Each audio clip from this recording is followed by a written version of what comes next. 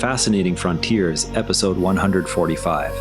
It's July 28th, 2026. The universe has been busy. Let's get into it. Radio telescopes have tracked space debris for the first time by listening for its own faint signals. Scientists used radio telescopes to detect signals from orbiting debris without relying on active radar. The approach succeeded on its first attempt. It opens a new passive method for monitoring crowded orbital regions where active transmissions are limited. That's the first time that's ever been done. Follow-up work will test whether the technique can scale to routine cataloging of smaller fragments. Now, shifting to distant worlds with surprising properties. Astronomers have identified gas giants with densities so low they compare to cotton candy or shaving foam. These worlds challenge standard models of how massive planets retain thick atmospheres at such low masses. The objects sit at the extreme low-density end of the known exoplanet population. Follow-up observations aim to measure their exact compositions and formation pathways. From atmospheric extremes in known exoplanets, the focus turns to possible volcanic activity on their moons. Io's volcanic gases travel along Jupiter's magnetic field lines and power its aurorae. The same process might produce detectable signatures around exoplanets if an Io-like moon orbits a gas giant. JWST's infrared capabilities could spot these volcanic emissions from light years away. Tidal heating driven by orbital eccentricity would supply the energy for ongoing eruptions. Confirmation would mark the first indirect evidence of active exovolcanism. JWST observations could reveal volcanic exo-Ios by detecting sulfur compounds and other gases stripped from a moon's surface and funneled along a giant planet's magnetic field. The same mechanism powers Jupiter's auroras, so a scaled-up version around a super Jupiter might produce a detectable infrared glow. If confirmed, these signatures would give the first indirect evidence of active tidal heating beyond our solar system. Could similar moons exist around the growing population of directly imaged gas giants? The satellite captured extensive burn scars near Bordeaux and around the Cebreros ground station on July 26th. Sentinel-5P data showed elevated aerosol levels over southwestern Europe. Operations at the ground station resumed despite nearby fire activity. The imagery provides a rapid damage assessment for emergency responders. Aerosol maps help track how smoke disperses across the continent. Material returned from the moon's far side shows the two hemispheres experienced different space weather histories. Earth's magnetic field apparently slowed solar wind particles striking the near side. The samples provide the first direct record of far-side regolith evolution. Differences in solar wind exposure appear in the abundance of implanted volatiles. The data refine models of how the Earth-Moon system interacts with the solar wind over billions of years. NASA's Escape Aid mission imaged Earth and the Moon together during its early cruise phase. The view offers a calibration target and public outreach image before the spacecraft heads toward Mars. The twin spacecraft will study the Martian magnetosphere and atmosphere after arrival. The portrait demonstrates instrument performance ahead of the primary science phase. The mission concept has matured from an initial proposal into a detailed plan for a large aperture ultraviolet visible near-infrared observatory. Its primary goal is to characterize potentially habitable exoplanets and search for atmospheric biosignatures. Engineers are now refining the coronagraph and mirror technologies required. The observatory would be the first space telescope designed specifically for this task. Technology demonstrations are scheduled to reduce risk before the final design review. A new study finds star formation in Andromeda has dropped steadily over the past 500 million years. The decline steepened further in the last 40 million years. The galaxy lies 2.5 million light-years away and serves as a nearby analog for Milky Way evolution. Hubble's multi-wavelength imaging allowed astronomers to age-date stellar populations across large portions of the disk.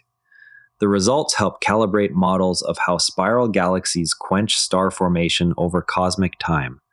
Technicians completed fueling at Kennedy Space Center's Payload Hazardous Servicing Facility on July 25th. The observatory remains on track for a late August launch. Post-separation maneuvers will rely on this propellant load. The 290 gallons will support orbit adjustments and station keeping once the telescope reaches its operational halo orbit. Final integration and testing continue ahead of the launch window. New analysis indicates Mercury occasionally develops radiation belts similar to Earth's Van Allen belts. The belts appear when the planet is farther from the Sun and its magnetosphere is less compressed. University of Michigan and UC Berkeley researchers identified the short-lived structures in existing spacecraft data. The discovery overturns the long-held view that Mercury's weak field cannot trap energetic particles. Future missions will search for similar transient belts during the next solar cycle. JWST discoveries of compact red objects could represent early globular clusters, each centered on a supermassive star. This interpretation differs from earlier suggestions that the objects were galaxies or black hole hosts. Further spectroscopy will test the cluster hypothesis. The clusters would have formed when the universe was only a few 100 million years old. Their survival to the present day would constrain models of dynamical evolution in dense stellar systems. Western Australia's Yilgarn Craton shares geological features with lake basins in Mars' Terra Sirenum region. Researchers mapped mineral and sediment patterns to reconstruct how water once flowed and evaporated on the red planet. The comparison helps refine models of Mars' past habitability. Evaporite sequences and channel deposits on Earth provide analogs for features seen from orbit on Mars.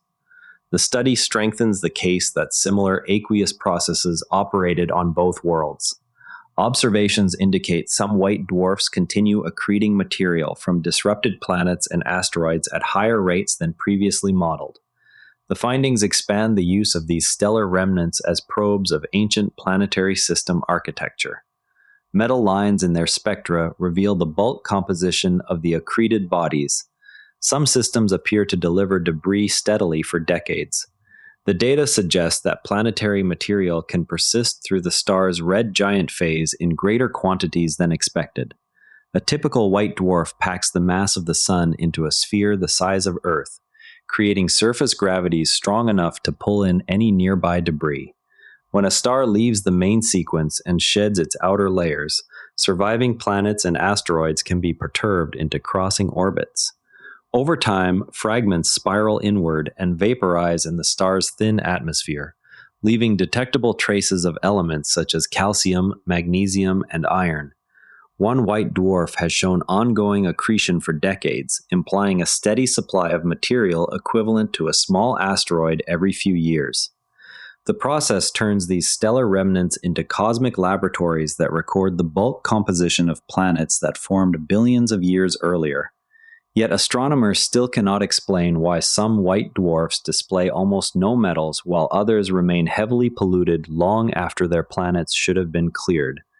The pattern suggests entire planetary systems can survive the star's death throes only to meet a slow, dusty end. Researchers examined 800,000 DEESI objects and flagged 7 candidates where a foreground galaxy gravitationally lenses a background quasar. Quasar lenses remain rare because the bright central engine usually outshines the lensing signature. Follow-up imaging will confirm which candidates are genuine. Gravitational lensing allows astronomers to measure the mass distribution of the foreground galaxy and study the quasar at higher resolution. The search demonstrates how machine learning tools can accelerate discovery in large surveys. Recent surveys suggest free-floating worlds that orbit no star are the galaxy's most common planet type. These objects likely formed in circumstellar disks before gravitational encounters ejected them. Their abundance implies planet formation is even more efficient than star formation. Microlensing surveys have detected several candidates, with masses ranging from Earth-like to several Jupiter masses. Future wide-field surveys will refine the total population estimate. Keep an eye on the next round of Roman Space Telescope integration tests ahead of its late August launch window. That's Fascinating Frontiers for today. If you enjoyed this, a rating or review on Apple Podcasts or Spotify really helps new listeners find the show. I'm Patrick in Vancouver. Thanks for exploring with me, and I'll see you next time. And if you'd rather watch than listen, find us on YouTube at NARA Network. Links in the show notes. This show comes to you from the NARA Network. If you want another sharp daily briefing, Tesla Shorts Time has you covered. Your daily deep dive into everything Tesla. All our shows are free at naranetwork.com. Prefer reading? Today's full write-up, sources, and transcript are on the episode blog at naranetwork.com. Same briefing, readable format. This episode used AI voice synthesis of my voice. Editorial selection and analysis are my own.